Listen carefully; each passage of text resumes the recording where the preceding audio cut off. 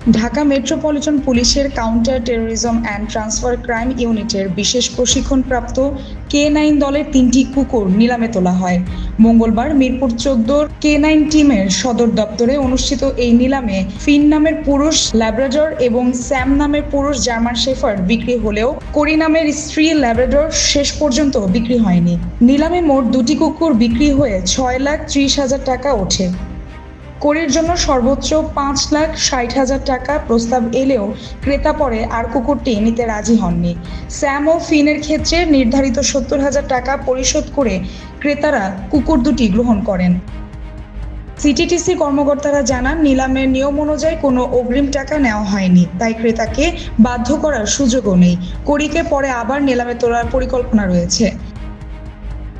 তথ্য অনুযায়ী কালো ল্যাব্রাডর জাতের কুকুর বাজারে দামি হিসেবে পরিচিত, বিশেষ করে প্রজননের উপযোগী বাচ্চাগুলো। যুক্তরাজ্যে ২০১৭ সালে ২৬ ফেব্রুয়ারি জন্ম নেয় কোরি। বাংলাদেশে এনে তাকে K9 ইউনিটে প্রশিক্ষণ দেওয়া হয়।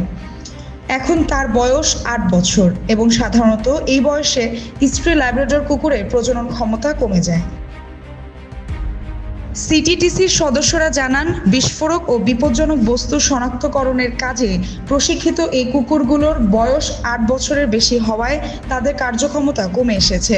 ফিন ও কোরি ল্যাব্রাডর এবং স্যাম জার্মান শেফার্ড। যুক্তরাষ্ট্র থেকে আনা এই ৩ কুকুরের ইউনিটে দায়িত্ব পালনের সময় শেষ হয়ে গেছে।